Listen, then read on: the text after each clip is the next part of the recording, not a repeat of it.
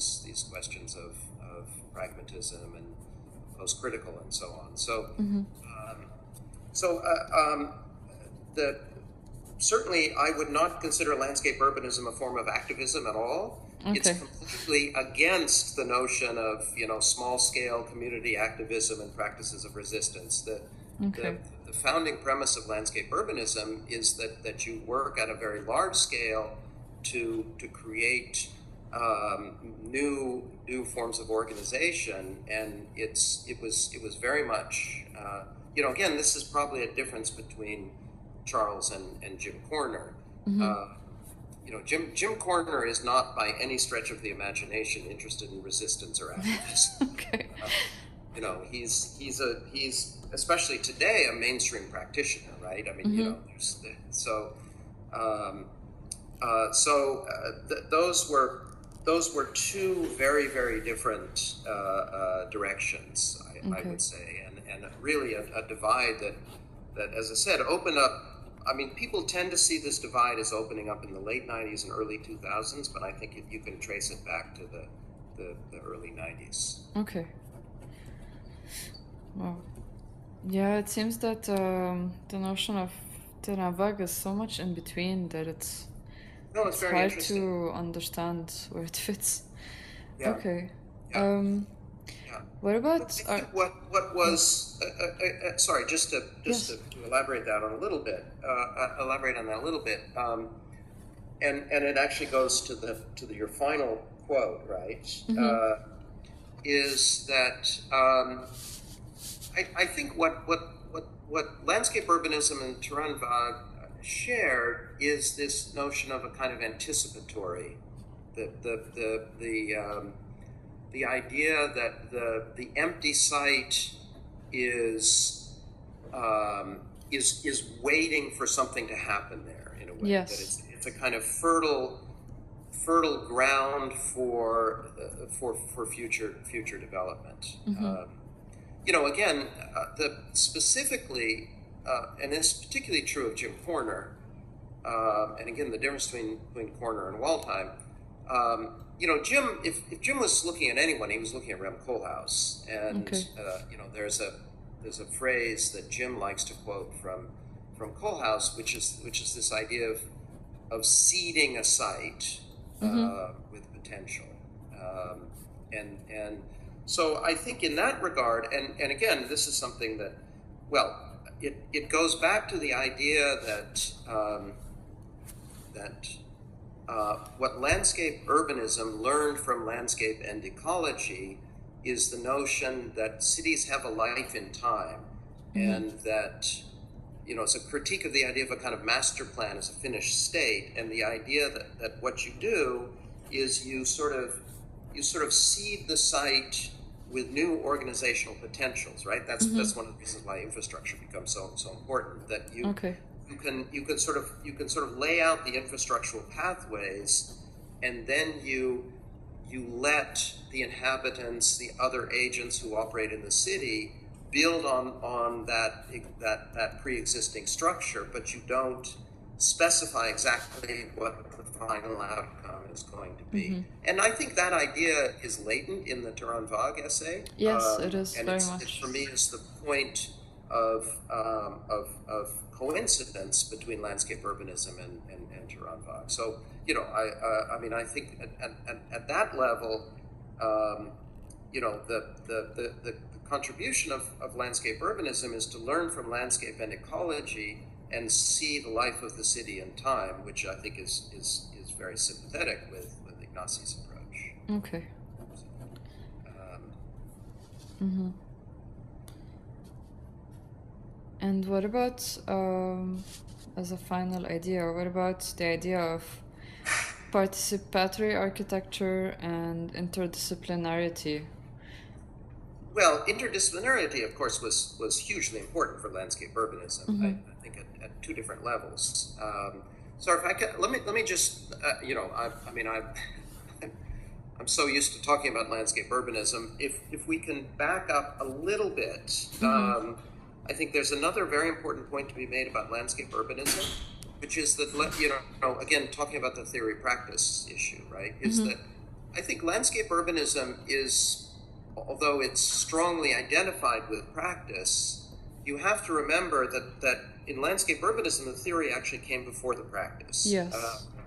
That the principles of landscape urbanism were articulated in conferences, in competition projects, before there were actually any practicing landscape urbanists. So it's an interesting phenomenon in that it really did arise in the academy. I mean, it was not a product of practice.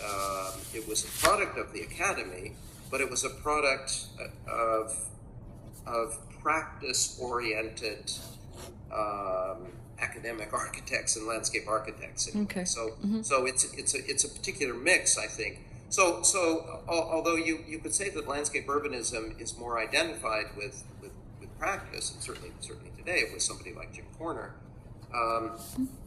it I don't think it ever could have existed without that sort of academic base. So Okay. in that sense, what it says is that to some degree, the theory practice divide that was so strong in the 80s and 90s has been collapsed a little bit.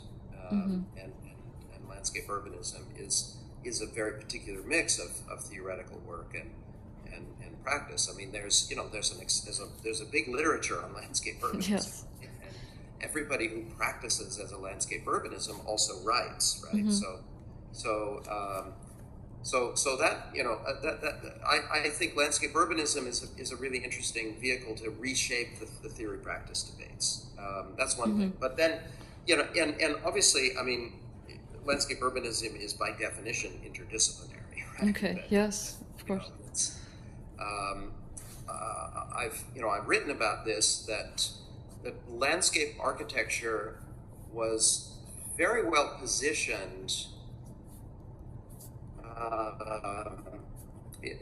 Again, to use another Deleuzian concept, you could think of landscape architecture as a kind of minor practice. That if you compare landscape architecture to architecture, landscape architecture didn't have a deep disciplinary history. So it in a way it could turn very quickly. It could be more agile, and it could step out and sort of position itself as the privileged discipline to be able to deal with all of the complex interdisciplinarity of the problems of the city. So questions of infrastructure, landscape, hydrology, civil engineering, horticulture, all of these all of these disciplines that architecture had a kind of uncomfortable relationship with, landscape architecture could kind of embrace those and put itself at the center of this sort of interdisciplinary network. And that's precisely what somebody like Jim Corner did. Okay. So that was a theoretical dimension, but it also had very strong practice implications. If you're, take something like the Freshkills competition, for example. Yes. If you look at the makeup of the teams in Freshkills, all of the teams in the competitions, they had financial consultants, they had landscape architects, they had engineers, they had traffic planners, they had this whole range of disciplines represented. And frankly, if you're going to work in urbanism today, and I don't know the European context so well, but certainly in any American city, you have to put together a big interdisciplinary team. Ideally, you should have an artist and a sociologist and interdisciplinarity, again, it's not a radical concept here. It's absolutely mainstream, right? Okay. A request for proposals put forward by the city government in New York City is going to ask for an interdisciplinary team. Again, it might be something that came originally from this academic context, but now it's completely part of mainstream practice. Okay. Because so I'm interested in interdisciplinarity because the notion of terrain vague is based on this many layers of disciplines that Sola Morales goes through, And it seems that the notion itself is based on this interdisciplinary aspect of it. And without the interdisciplinary explanation of what it is, I don't think the notion really holds water enough.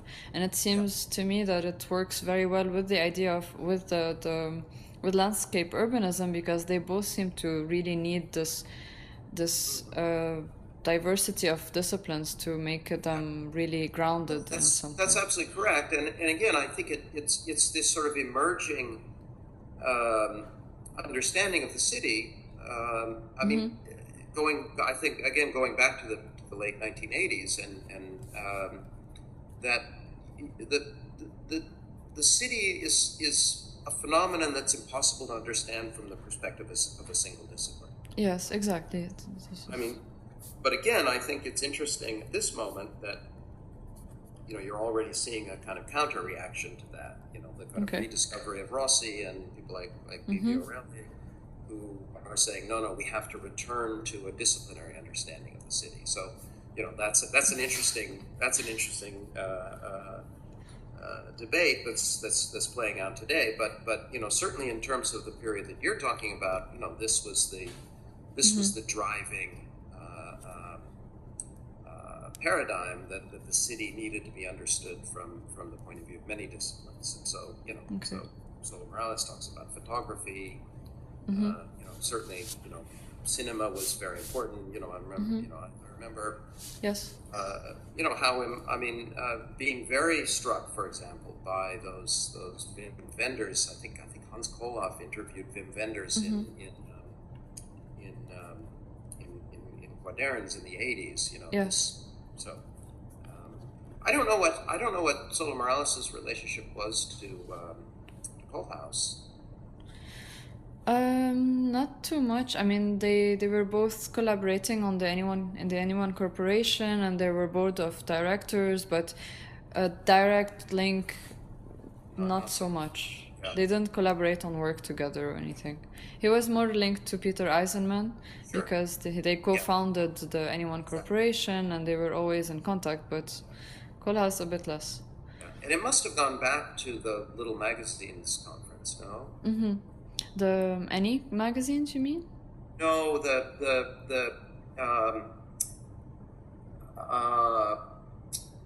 was a famous conference of Little Magazines when Eisenman first met all the people from. That's where Eisenman met. Well, actually, I think Peter and Raphael met in Aspen, but yes, they did.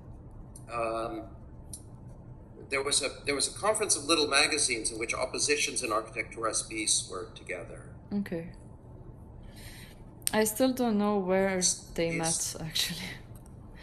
Well, I'm pretty sure it was there. That conference was outside of Barcelona. Okay. Do you know which year? Very early, 73, 4, around there. Okay.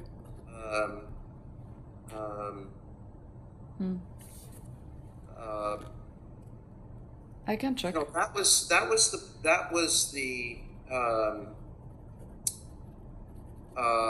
it's fairly important because we haven't talked about the relationship to Tafuri, and I mean, there's a whole other sort of intellectual framework here, right? I mean, again, Tafuri must have been an important person for Soler Morales. So. Yes, he was.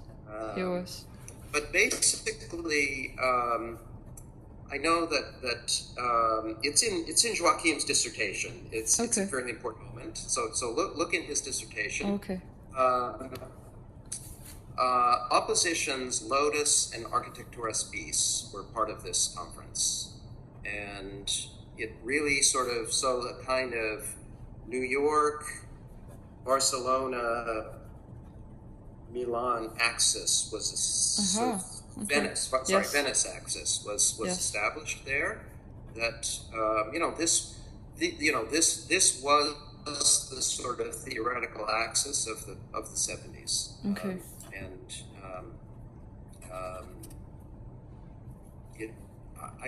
I may be wrong, but I suspect that's where Eisenman and Soler Morales met. Okay, because I asked Eisenman and he doesn't remember. That was a problem. So, Okay. good. Look in Joachim's thesis. Yes, I will. Good. So listen, I can send you a couple of pieces. I don't know if that may help to sort of clarify some of Yes, of that would be this. great. All right. Yes. That would be really, really nice of you. Thanks. Yeah, feel free to email me with any clarifications. Or Okay, anything perfect. else. Thank you very much for your time. No, no problem. And all the good best luck on with your the project. competitions. Thank you. Send me a copy when you're done. Yes, we'll do so. All right, good. Okay. All right. Thank you. Talk to you later. Bye.